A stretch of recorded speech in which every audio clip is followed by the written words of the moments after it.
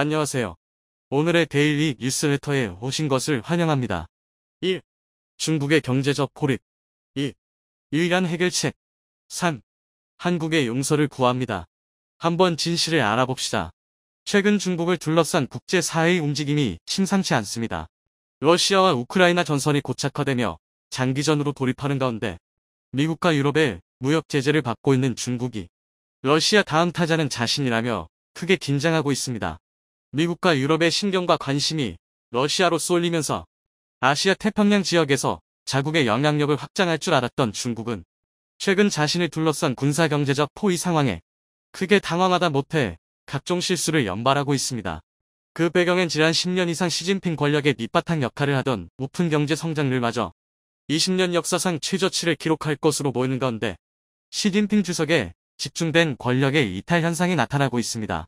놀랍게도 그 중심엔 한국과 긴밀한 협력을 통해 중국 경제를 되살리자고 주장하는 인물이 있다고 알려졌는데요. 최근 중국의 지방정부가 숨겨왔던 300조 원의 부채가 추가로 드러나기 시작하며 처치 곤란한 빚더미가 생긴 상황입니다. 이런 일들이 반복되면서 국제적인 금리 인상 기조와 맞물린 중국 경제는 모래 위에 쌓은 것처럼 위태로워 보이고 있습니다. 하지만 중국의 관료들은 이런 상황을 극복하기 위해 한국의 유일한 해결책이라며 한국을 자신들의 편으로 만들기 위한 전략을 세웠다고 하는데요. 남태평양의 소규모 국가인 피지가 인도, 태평양 경제 프레임워크, 이페프에 참여하기로 공식 발표했습니다. 그동안 이페프는 한국과 미국, 일본, 호주와 인도, 그리고 동남아시아 국가들까지 어느 정도 국제적인 영향력을 지닌 13개 회원국이 가입했지만 이번엔 매우 자그마한 국가인 피지가 가입하며 국제적으로 주목받고 있습니다. 최근 중국은 왕이 외교부장을 보내 남태평양 부근에서 자국의 영향력을 높이고 국제사회에서 중국의 지지를 얻어내기 위해 다방면으로 노력 중인 상황으로 알려졌지만 이런 와중에 피지가 중국을 견제하는 경제협력기구 이페프에 참가하는 것을 공식적으로 발표한다는 의미는 중국의 자존심을 제대로 구기겠다는 뜻입니다. 그동안 인도나 호주 등 국제적인 영향력이 있는 국가들만이 중국을 견제하는 입장을 보였지만 최근에 소규모 국가들마저 반중국적인 태도를 보이며 중국은 전 세계 200개에 가까운 국가들 중에서 진정한 우방국이 단 한 곳도 없는 지경에 이르렀습니다.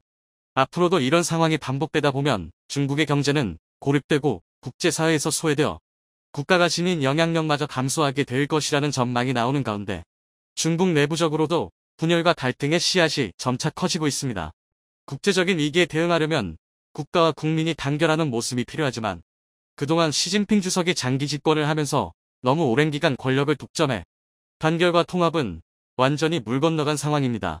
중국의 3대 파벌 중 하나인 태자당 출신인 시진핑은 다른 파벌인 상하이방을 견제하기 위한 제로 코로나 정책으로 2달 가까이 상하이를 봉쇄하는 조치를 내렸습니다. 중국 최대의 경제 도시이자 인구 수만 3천만 명에 가까운 상하이가 2달가량 봉쇄되며 중국의 경제 성장률 전망치는 5%에서 2% 수준으로 곤두박질쳤습니다. 거기에 더해 지방정부의 빚더미마저 폭발적으로 늘어나 감당할 수 없는 지경이 되고 있습니다. 상하이를 중심으로 중국 내 폭발적인 확산이 시작되며 베이징을 비롯한 주요 핵심 도시들은 하루 평균 2회의 의무 진단검사를 통해 신규 확진자를 신속히 찾아내고 격리하고 있습니다. 하지만 하루 평균 수억 회의 핵상검사를 진행하는 만큼 중국이 감당해야 하는 비용도 만만치 않은 상황입니다. 중국 정부는 모든 진단검사는 무료라고 홍보하고 있으나 최종적인 검사 비용은 누군가가 부담해야 하고 중국의 중앙정부는 해당 검사 비용을 지방정부가 부담하라며 행정명령을 내린 상황입니다. 최근 노무라 증권사에서 분석한 자료를 확인해보면 올해 들어 전국 규모 진단검사 비용은 무려 300조 원으로 중국 정부가 지출하는 예산 중 9% 수준으로 집계되었습니다. 모든 진단검사 비용은 지방정부의 부채로 기록되어 재정 건전성을 악화시키고 파산 위험도를 높이고 있습니다. 중국이 올해 말까지 지금과 같은 방역 정책을 유지한다면 1,000조 원에 달하는 검사 비용이 추가로 필요할 것이라는 전망이 나오고 있습니다. 이렇게 무의미한 핵상검사로 수백조 원을 허비하지 않았다면 중국의 사회 기반 시설을 정비하거나 새롭게 건설할 수도 있는 천문학적인 예산입니다. 제로 코로나 정책으로 국가적 손실이 이만저만이 아니지만 그럼에도 시진핑 정권이 제로 코로나를 밀고 가는 이유가 있습니다. 시진핑 주석은 공식적으로 중국 내에선 코로나가 종식되었다는 선언을 했습니다. 이를 뒤집을 경우 국민 신뢰가 완전히 바닥나게 되며 차후 시진핑 정권의 연장에도 악영향을 주게 됩니다. 두 번째로는 시진핑의 정치적 숙적인 상하이방을 견제할 수 있는 효과적인 수단이기 때문이다. 경제 개방과 동시에 서방 세계의 전폭적인 투자를 받은 상하이방은 막대한 자본력을 바탕으로 자신들의 영향력을 확대해 나가고 있기에 이를 견제하려는 목적이며, 대표적으로 알리바바 창업주인 마원이 시진핑 정권 눈밖에 나면서 본보기로 정리를 당했습니다. 이 밖에도 와이드와 텐센트 등 상하이방 출신 기업들이 다방면으로 견제를 받고 있는 상황입니다. 시진핑 정권이 자국의 경제 성장보다 정치적 숙적을 제거하는 데 몰두하자 보다 못한 중국 내 실질적인 서열 이익가 나서고 있습니다. 리커창 총리는 본격적으로 제로 코로나 정책 때문에 중국 경제가 어렵다는 발언을 하며 시진핑 정권에게 정면으로 도전한 상황입니다. 중국 내 경제통으로 불리는 리커창 총리의 이런 발언에 중국 국민들의 지지도가 올라가고 있으며 시진핑 권력에 균열이 가고 있다는 평가가 나오고 있습니다. 국민적인 인기도에 힘입은 리커창 총리는 중국의 경제 위기를 극복하기 위한 해결책을 제시하고 있습니다. 첫 번째로 불필요하고 소모적인 진단검사를 줄이고 일상으로 돌아가야 한다는 것입니다. 코로나 방역은 중요하지만 현재 전 세계에서 중국처럼 엄격한 방역을 하는 곳은 없으며 눈덩이처럼 불어난 지방정부의 부채는 결국 국민들의 손으로 갚아야 한다는 뜻입니다. 두 번째로 한국과 동남아시아 국가들을 비롯한 주변국들을 중국 편으로 되돌려야 한다는 뜻입니다. 최근 며칠 사이 한국을 포함한 동남아시아 국가들이 인도 태평양 경제 프레임워크 EPF에 참여하면서 대중국 경제 포위망을 더욱더 촘촘하게 구성했는데요. 이런 식으로 경제 포위망이 좁혀져 오면 머지않은 미래 중국의 경제는 완전히 고립된다는 것입니다. 리커창 총리는 여기에 한국의 중요성을 언급하고 있습니다. 실질적인 반도체 자급률이 3%에 불과한 중국은 한 해 600조 원가량의 반도체를 수입하고 있으며 이 중 상당수는 한국에서 수입하고 있습니다. 즉 한국에 반도체가 없다면 중국의 첨단 산업은 완전히 멈춰버린 상황으로 한국과는 어떤 아쉬운 일이 있어도 반도체를 수입할 수밖에 없는 상황입니다. 리커창 총리는 이런 사실을 정확하게 파악하고 그동안 중국의 외교 정책은 잠재적 적성국을 만드는 정책이라며 폐기를 주장하고 있습니다.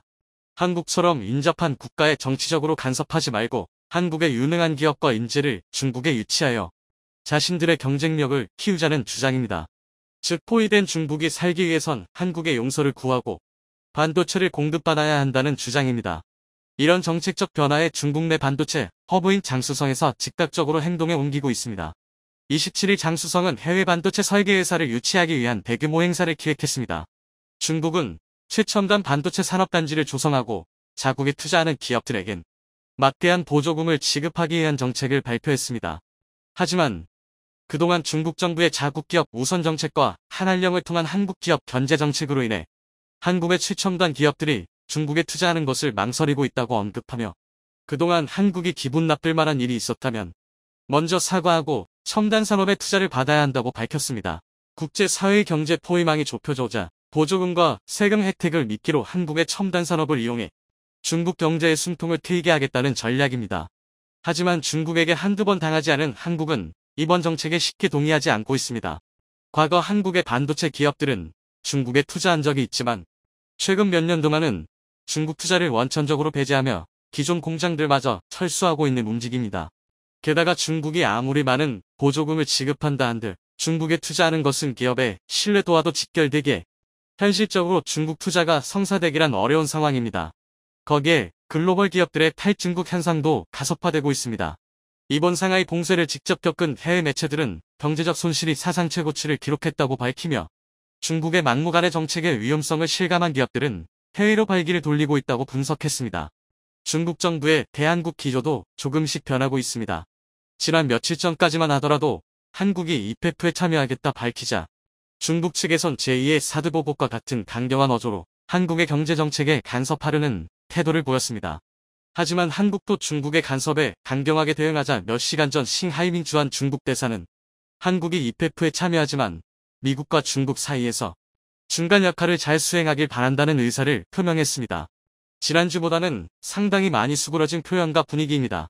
최근 외교적으로 어려움을 겪고 있는 중국이 한국 기업들을 모셔가기 다방면으로 노력하는 가운데 중공과 인도가 러시아산 원유를 수입한 뒤 이를 비싼 값에 유럽에 되팔고 있습니다. 유럽은 러시아를 제재한다면서 원유 수입을 제한하고는 러시아 의류를 다른 나라를 거쳐서 비싼 값에 사들이는 희한한 짓을 하고 있습니다. 그런데 러시아 선유뿐 아니라 미국산 LNG도 묘사한 경로를 거쳐 유럽에 수출됩니다. 3밀 WSJ를 보면 기가 막힙니다. 중공이 미국산 LNG 맥화석 유가스를 사들여 유럽에 큰 이익을 남기면서 되파는 실상을 보도했습니다. 중공의 경기 침체와 트럼프 시절의 무역협정, 그리고 유럽의 필사적인 천연가스 사냥이 중공의 에너지 회사의 횡재를 만겨주고 있다고 이 매체는 전했습니다. 미국과 중공의 이런 에너지 동맹은 겨울나기를 위해 에너지 확보를 서두르는 유럽을 돕고 있다는 겁니다. 트럼프 시절 미국산 LNG를 구매하기 위해 장기 계약을 체결했던 중공 에너지 기업들이 쓰고 남은 LNG를 다른 나라에 판매하면서 돈을 갈퀴로 긁고 있습니다. 중공에서 미국산 LNG를 구매하는 국가는 유럽뿐 아니라 일본 펑북도 포함돼요. 세관 데이터에 따르면 중공은 올해 러시아로부터 30% 더 많은 가스를 구입했습니다. 이는 시베리아의 흰 가스파이프를 통한 LNG 구매량의 배송이 늘었기 때문인데 역시 러시아로부터 싸게 구입한 물량입니다. 러시아로부터 수입하는 물량에다 트럼프 시절 무역협정에 따라 미국에서 구매하는 LNG가 남아돌다 보유. 이를 유럽과 기타 시장으로 돌려 톡톡한 재미를 보고 있습니다. 중국, 유럽, 미국, 러시아가 에너지에서 서로 물리는 관계입니다. 유럽은 러시아산과 미국산 에너지를 중공을 거쳐 비싼 값에 사들이고 있는 겁니다. 미국산의 경무, 중공과 미국이 노르롱 되는 것 같지만 트럼프 시절에 맺은 계약을 사모 존중하고 믿습니다. 에너지 구매로 러시아를 돕는 중공에 대해 미국도 뭐라고 시비를 걸지 않습니다. 자기네들도 계속 팔아먹어야 하기 때문입니다. 국제관계는 이처럼 나쁜 나라 좋은 나라가 없습니다. 국익이란 단어로 포장된 돈의 향방에 따라 굴러가는 게 국제관계입니다. 미국의 LNG 잠기 수출 계약의 특징은 제3국 어디로 가든 융통성이 있습니다. 또 가격은 US 벤치마크 헨리 허브와 연결됩니다. 컨설팅 회사인 리스테드 에너지 매널리스트 웨이쇼는 LNG 거래가 미 중간의 윈윈 관계라고 설명합니다. 미국은 최대 25년 동반인 중공과의 LNG 판매 계약으로 걸프 면안을 따라 더 많은 LNG 터미널을 건설할 수 있게 해주기 때문입니다. 미국은 유럽으로 LNG를 직접 수출하기도 합니다. 중공에 수출했다 치고 그 물량을 그대로 유럽에 보냅니다. 돈은 유럽이 중공에 주고 다시 중공은 그 돈을 미국에 지불하는 방식입니다. 중공은 그냥 만나서 돈을 버는 겁니다. 이렇게 해서 돈을 버는 중공업체는 ENN 천연가스공사가 대표적입니다.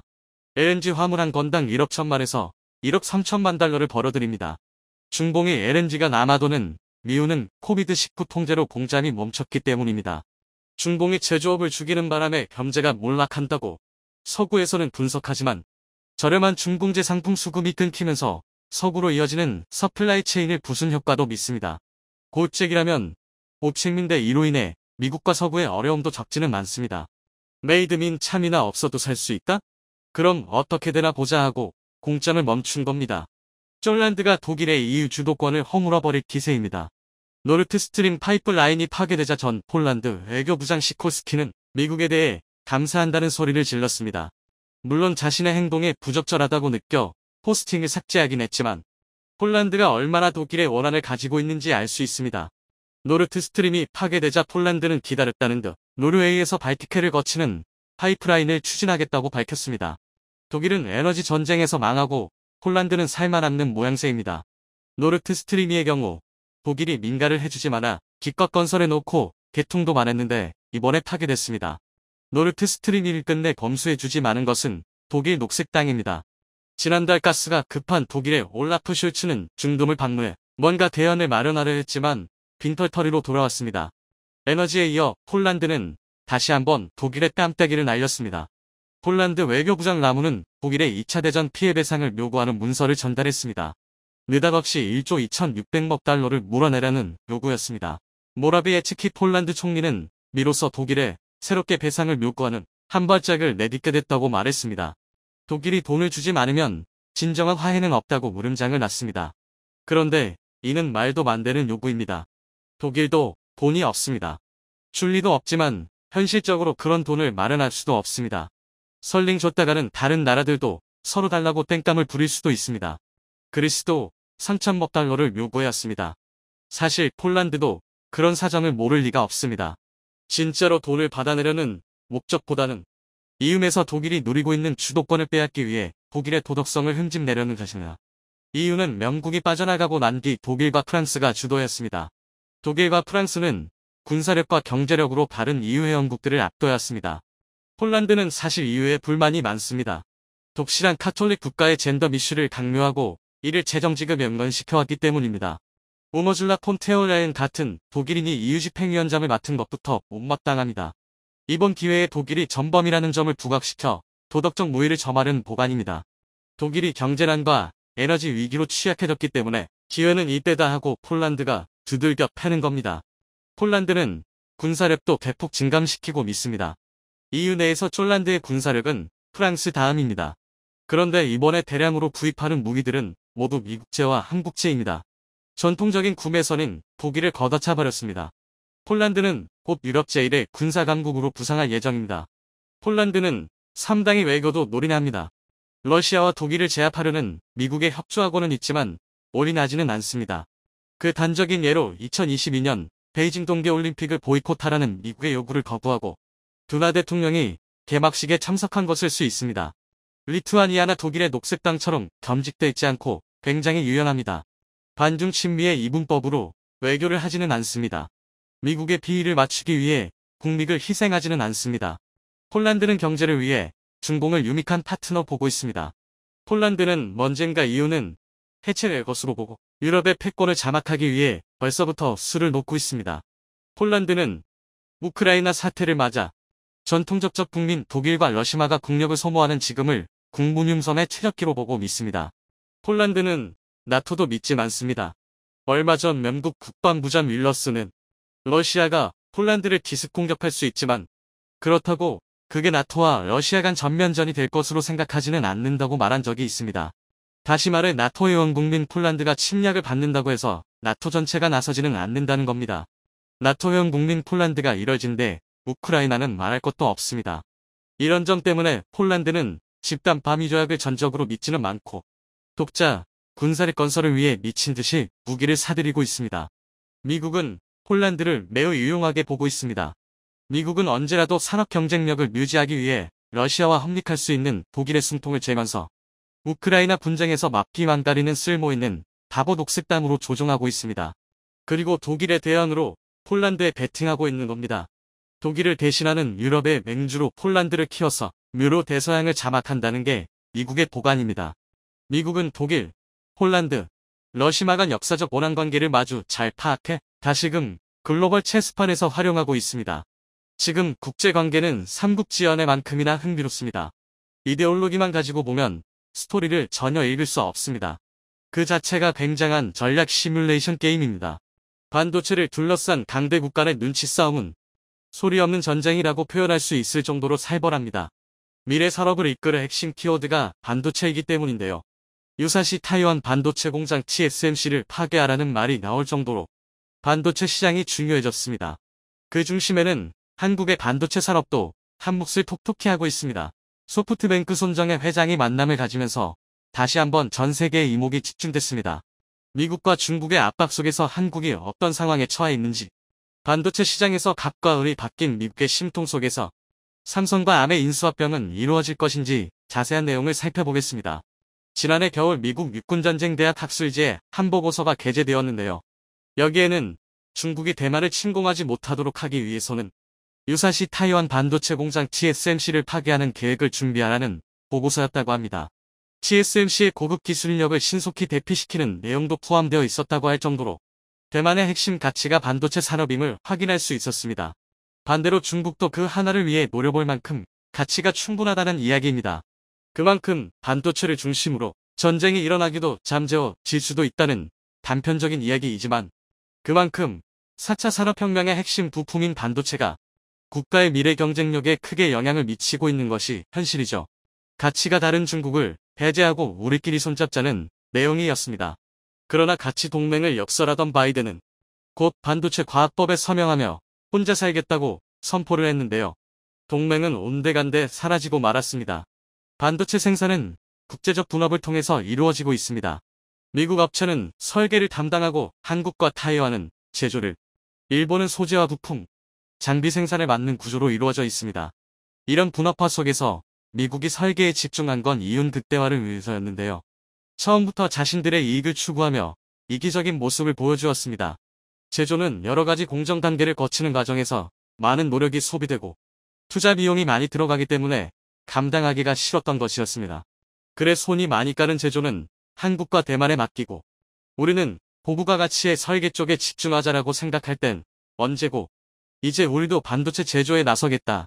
반도체 과학법을 통과시켰습니다. 반도체를 작고 효율적으로 만드는 초미세 공정이 금속히 발전했기 때문에 어찌 보면 갑과 을의 위치가 서서히 바뀌고 있었던 것이죠. 이런 것들을 놓칠 리 없던 미국이었습니다. 초미세 공정을 구축하면 더 고도화된 단계로 갈 수 있고 반도체 제조 기술은 1년 지나면 2배의 성능을 같은 원가로 낼 수 있다고 하는데요. 이 때문에 반도체 제조에 뛰어드는 것에 갈수록 진입장벽은 높아지고 간극이 커지자 위기의식을 느끼고 있었던 상황입니다. 대만 TSMC는 시스템 반도체 생산량의 50% 이상을, 삼성전자는 디램 생산의 43.5%를 차지하다 보니 실제로 설계업체들이 제조업체에 절대적으로 의존할 수밖에 없게 되었습니다. 설계를 담당하고 있던 미국이 제조 공장에 집착하고 있는 이유입니다. 같은 맥락에서 미국이 삼성과 암의 인수 합병에 대해 불을 켜고 예의주시하고 있는 이유입니다. 제조를 삼성과 TSMC에 의존해야 해서 제조에 뛰어들기 위해 반도체 과학법을 통과시킨 미국과 제조를 담당하고 있지만 절대적으로 미국 설계에 의존할 수 없는 삼성이 치고 나아가기 위한 눈치 싸움이 계속되고 있는 형국입니다. 암의 모 회사인 소프트뱅크 손정혜 회장의 방안은 미국을 잔뜩 긴장하게 만들 수밖에 없었을 텐데요. 이재용 부회장은 손정혜 회장과 르네하스 암 최고 경영자와 함께 협력 방안이 논의된 것으로 전해지고 있습니다. 여러 각도에서 다양한 범위의 협력 방안을 암과 소프트뱅크가 제시하고 삼성전자가 이를 듣는 자리로 삼성이 주도권을 쥐고 있는 모양새였습니다. 전체적으로 손정혜 회장의 다급함이 묻어나는 방안이었다는 평인데요. 코로나19 사태 이후 일본 도쿄에 머무르다 3년 만에 첫 해외 출장지가 한국이 정도였습니다. 소프트뱅크 재무 상황이 악화되어 손정혜 회장은 금할 수밖에 없는 상황이라고 하는데요. 소프트뱅크는 비전 펀드의 입단 투자 실패로 지난 2분기 창사 이래 분기 기준 최대 적자를 기록했습니다. 또한 우버, 알리바바 등 지분을 매각하고 최근 암 주식을 담보로 한 대규모 차입금 유치로 자금 조달에 나서기도 할 정도로 힘든 상황이라고 전해지죠. 반면 삼성의 뜨뜻미지근한 태도에도 이유는 있었습니다. 우선 암의 가치가 고평가됐다는 것입니다. 현재 최대 80조 100조 원까지 거론되고 있으나 실제 가치는 과거에 비해 약화되었다는 여론입니다. 연간 매출이 27억 달러 정도에 불과하고 매출의 5분의 1 정도를 차지하는 암차이나가 최근 사실상 중국 정부로 넘어간 상태이기 때문인데요. 암차이나는 국유화를 선언하고 기술 탈취를 하며 암 본사의 결정을 무시했죠. 독자적인 길을 걷고 있는 상태이기 때문에 암차이나의 매출액을 빼면 실제 연간 매출은 훨씬 적습니다. 또한 암이 내세우던 기술 방식의 대체제가 등장해 실제 영향력도 하락한 셈입니다. 주변 국가의 독과점 이슈로 인한 반대와 이런 리스크들을 감수하고 암에 대한 인수를 적극 나설 이유는 없었던 것이었죠. 그러나 삼성전자로서는 메모리 반도체 시장에서 압도적 1위를 유지해왔지만 향후 성장성이나 수익성을 따져봤을 때 시스템 반도체 사업을 서둘러 키워야 하는 상황이기에 어떠한 방식으로든 협력을 이어나갈 것으로 보입니다. 두 회사가 상장 전 일부 지분 인수 및 모바일 AP 협력 등을 우선 논의하는 것으로 봐서도 두 회사 모두 윈윈 할 수 있는 전략을 통해 미국 반도체 시장에 따라올 엄두도 못 내길 바라겠습니다. 삼성전자는 지난 7월 텍사스주에 세제 혜택 신청서를 제출했죠. 신규 공장 건설 계획을 알렸는데 그 규모가 천문학적인 수치였습니다. 테일러의 공장 9곳을 지으며 1,676억 달러들, 오스틴 공장 2곳에는 245억 달러를 투자한다는 뜻을 밝혔습니다. 미국은 삼성이 20년간 2천억 달러, 250조를 투자한다는 계획서를 받아놓고 8월 9일 반도체 과학법을 통과시키며 거하게 뒤통수를 쳤던 것이라 다시 한번 생각해도 화가 안 날 수 없습니다.